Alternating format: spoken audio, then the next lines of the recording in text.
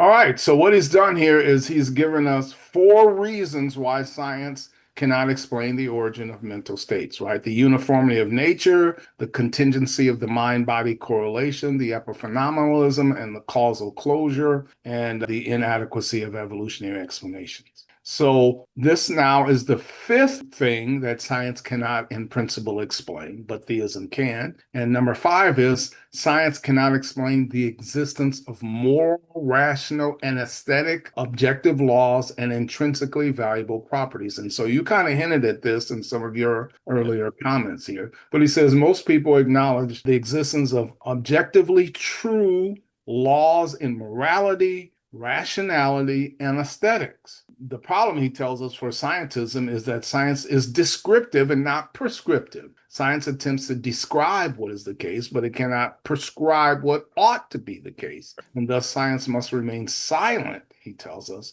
when it comes to normative laws and principles. Right, right.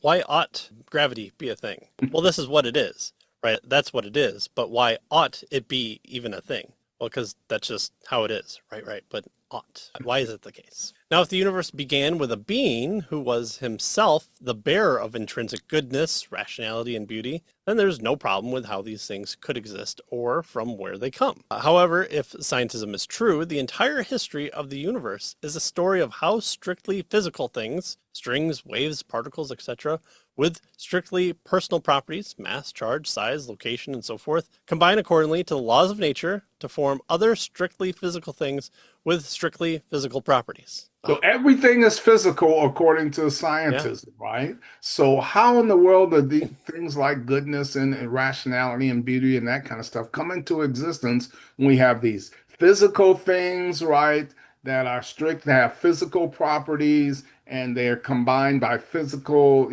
strictly physical things with other strictly physical properties and so forth, Right. right? Everything is physical, turtles all the way down. Right. So anytime that you tell your wife or your mother or your children or your best friend that you love them, what you're saying is that your chemicals fizz in such a way that they fizz in a certain particular way that they don't fizz with other people, unless if they do, and then you're fine to discard your children and friends and wives for others. And it's just how you were. It's how evolution made you as a fizzing being. And there's nothing that you could say that says why you ought not to leave your children on the side of the road when you're bored with them one day. It's Honey, just I fizzy you. yeah, it's just physical. Yeah.